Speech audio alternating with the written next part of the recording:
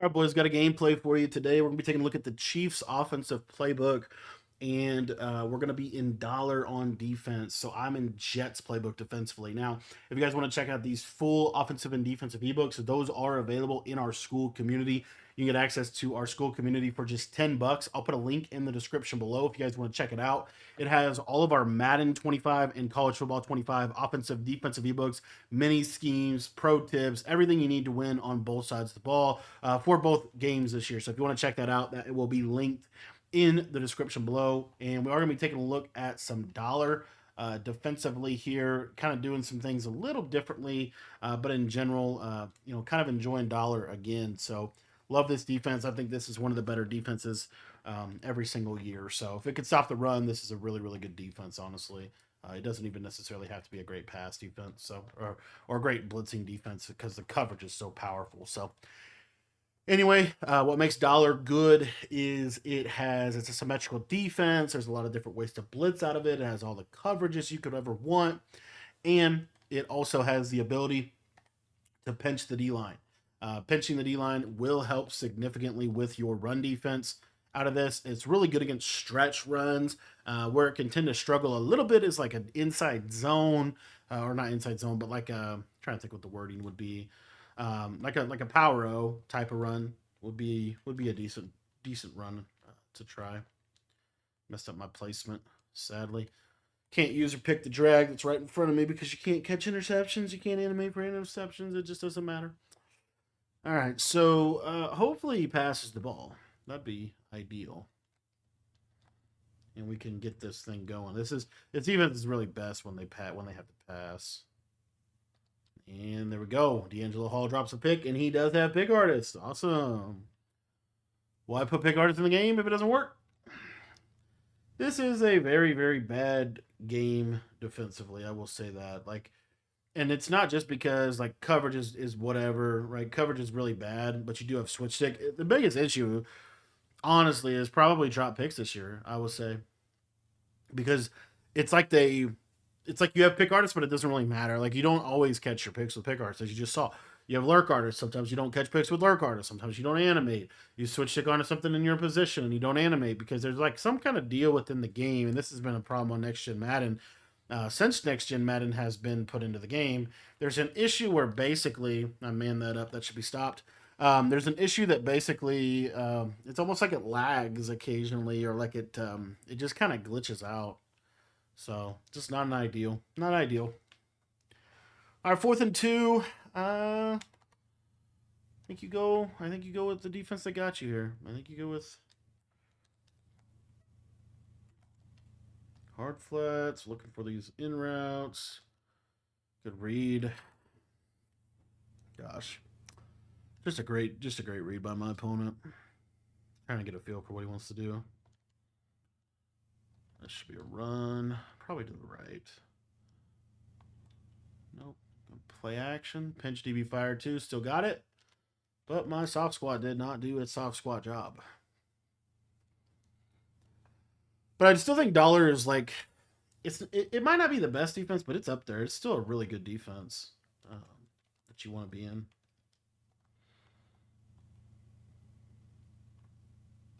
Oh, he threw that. He decided he didn't want to throw his touchdown. He just wanted to throw right at my guy. All right, 3rd and 5. This is probably a cover 4 quarters call. Let's see if we can get him to pass here. Yep, that's a hard flat. Throw right at it. See, it's like it's a hard flat. Throw right at it. There's just no consequence. That's the biggest issue with this game. Is like you can make bad decisions and you don't pay the price. And I don't know what they're gonna if that'll ever change. That's been an issue with Next Gen Madden. Like if you look across the board, like 22, 23, 24, 25, it's this ability to basically play brain dead ball where you can just throw the ball at stuff and it just doesn't matter. That's the big issue, and that's been the big issue. So I think it could continue to be an issue. I don't see it necessarily changing, but we'll see. We will see. What they continue to do on defense is they just patch every blitz in the game. That's always good. So there's no way to get pressure. There's no way to catch a pick in every zone, and zone doesn't work. So I don't know what does work defensively. Switch stick, I guess, works, but then it glitches when you try to animate to it. So anyway, on to the Chiefs offense. So couple different excuse me, a couple different ways to run Chiefs. We're gonna run this off trips nasty and basically base out of this RPO read flat. It's the best RPO in the game. It's the easiest RPO. It's really good. It's hard to stop, and there's not like a I don't think there's like a great way to stop it.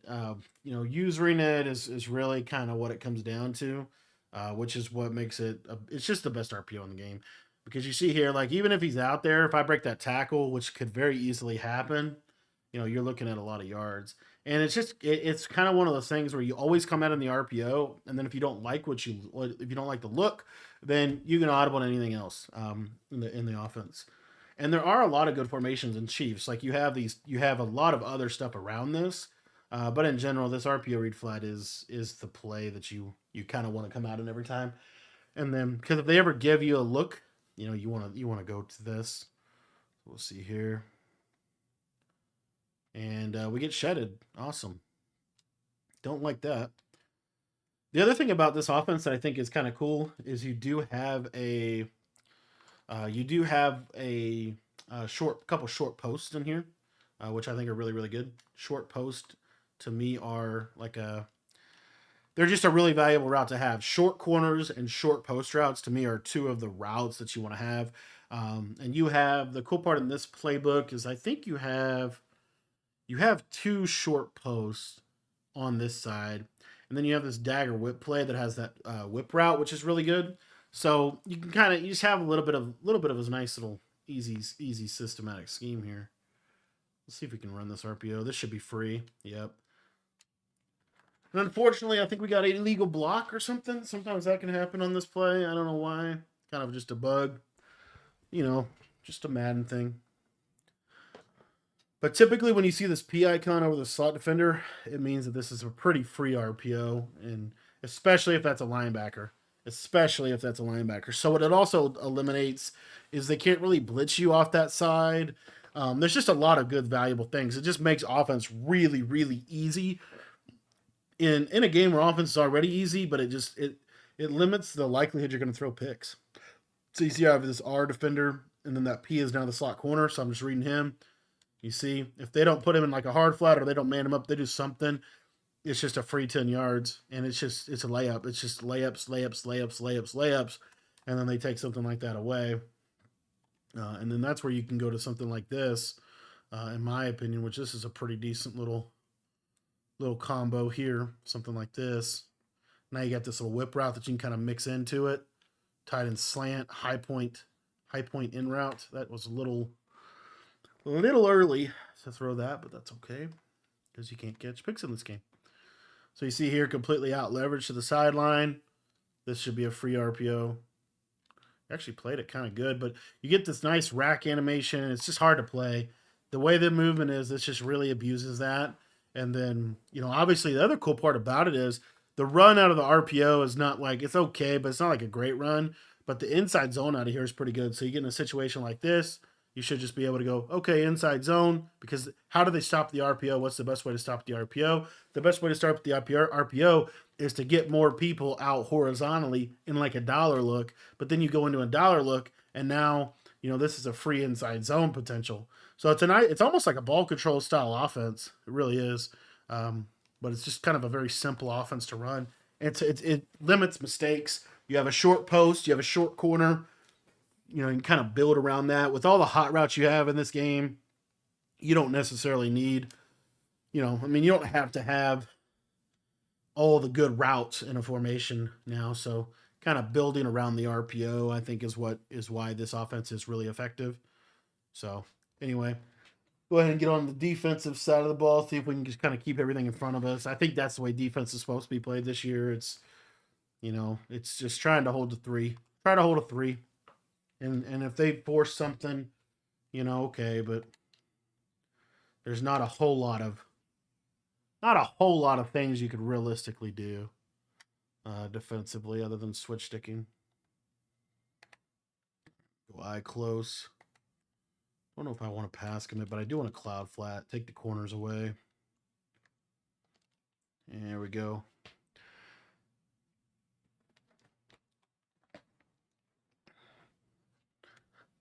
See, I have one close again. This time we'll go to a basic Tampa 2 approach. Quarter. Little cover 4 on one side, little cover 2, quarter.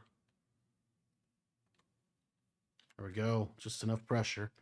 Just enough pressure. Just enough pressure to make it matter. Actually going to go to that same basic defense. Except this time, formation like this, you go 2 quarters. Uh-oh. Uh-oh. Uh-oh. Good play. Good play by him. Probably should have gone cover 4 hard flat, honestly. It was not a great idea. I think I go cover 4 here.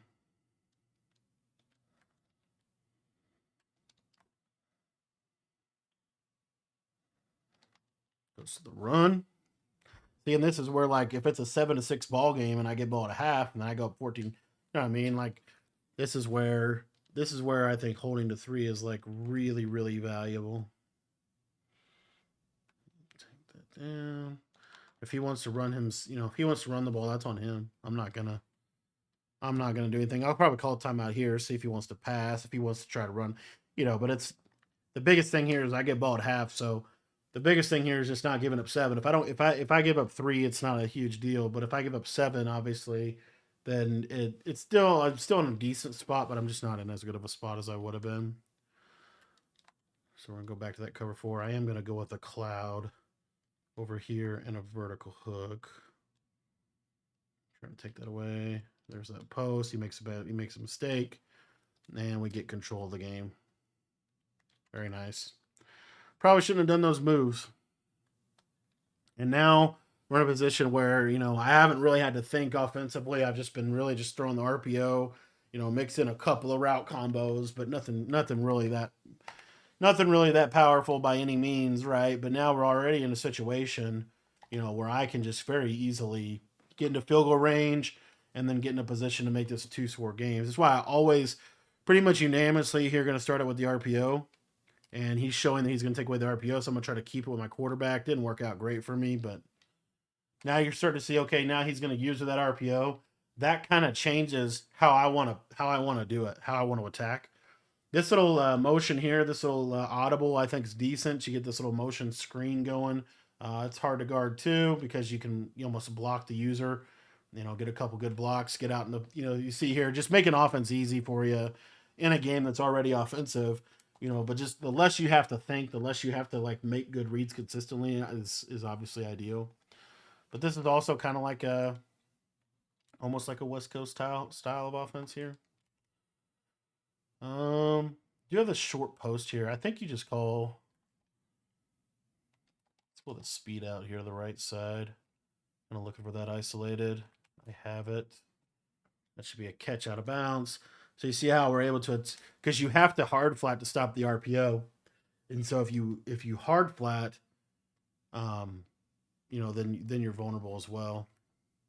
Probably just take a little peek here at the RPO, see if we can just get some easy yardage because we still have a timeout. And now that's pretty much to a degree we're fairly in field goal range. A little bit of a decision here of do you just take the field goal, or do you kind of run your offense. This is where I would maybe a play like this. Probably going to go. I honestly want to do something like this. I think we'll do this here. And then you have this running back Texas pattern. Isolated corner route. We're really just looking to attack the seams here. We'll give Kittle a shot. Throw over his head. And I'm not gonna lie, I might miss this kick. I hope I don't, but I might miss this kick. I don't know. I don't have my good kicker. It should be automatic, but I'm not very good at special teams. Hopefully we make it. And we don't make it. Awesome. Well, we mismanaged that situation. Probably should have just ran the ball one more time then. I thought he would. I was kind of surprised that he ran that coverage. I probably should have just not. I don't know. I should have played that a little differently. It should definitely be 10-3, but 14-3 still puts you up 2 possessions and still puts you in pretty clear command of the game. This is a great offense for just getting games into, because it's kind of a ball control offense, and you could just take so much time off the clock with this offensive scheme. Now, one of the things that he was showing me that he was doing is he was kind of running down to that route, right? Running down to the RPO, running down to the route. So this is where you could go to something like this PA post, PA double post. Run a combo like this, for example, and you have a lot of options here. And so you see, because he's going to run down like that, that tells you he's not going to have a soft squat. And the only real, consistent way to stop the the only consistent way to stop the RPO is to have a hard flat. The only consistent way to stop a speed out is to have a soft squat. You're normally not going to see that combination defensively. Let's see here. See if we can just playmaker this, get open. Very nice. That's kind of a busted play, but it ended up working out for us. I think now we need to get back into running the ball. And I think we're going to go RPO here.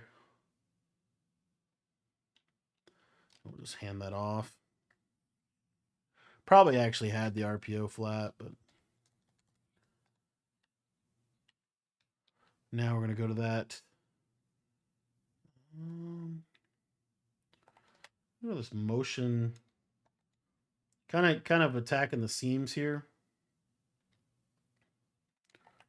but basically, well, let's try this. Yeah, that's okay.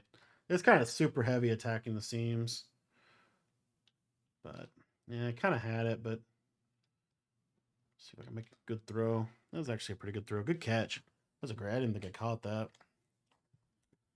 All right, so now he's running a little more Tampa 2. Kind of getting a little bit of iffy situation here, but I think you can get this first down easy, which is simple inside zone. Now, if he's going to run cover 2, I do have this motion pump and go play. This should be a pretty good route for cover 2.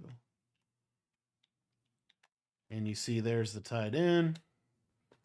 You see how you could just put a lot of stress with how good seam streaks are. You pretty much have to be in cover 2, cover 4, and then if you're going to start running these match coverages, that's just the thing about these match coverages is they're really bad at defending the underneath routes, and they can just get bombed. So they're, I always say defense is about, in my opinion, taking away the layups and the 3-point shots. You don't want to give up the one play touchdowns, and you don't want to give up the underneath that's so free that they can just take 10-yard. You don't want to give up that underneath. To me, match coverage, especially in this year's game, gives up both. There's a lot of one play touchdowns. Match just kind of bugs out this year. Match is just, just a buggy coverage in general, and it has been ever since they put it in the game. But then also, it's really not very good at defending the underneath. And so because it's not very good at defending the underneath, then you can just wear it out underneath as well. So to me, it's just one of those coverages that doesn't really need to be called. All right, last time he hit us with some kind of crazy route here, so we're kind of breaking on that. And then see here, there you go. We take away the seam streaks. He just throws it up to us. This is how you win games, man. It really is. You take away the layups and the 3-pointers, and you make them have to throw the ball in the middle of the field. This is a historically how defense is always good, or how you play good defense every year of Madden. You take away the big play, you take away the layups, and you make them have to make those middle of the field throws. Thanks for watching. If you guys want to check out my full ebooks, they are in the description by joining our school community for just $10 down below.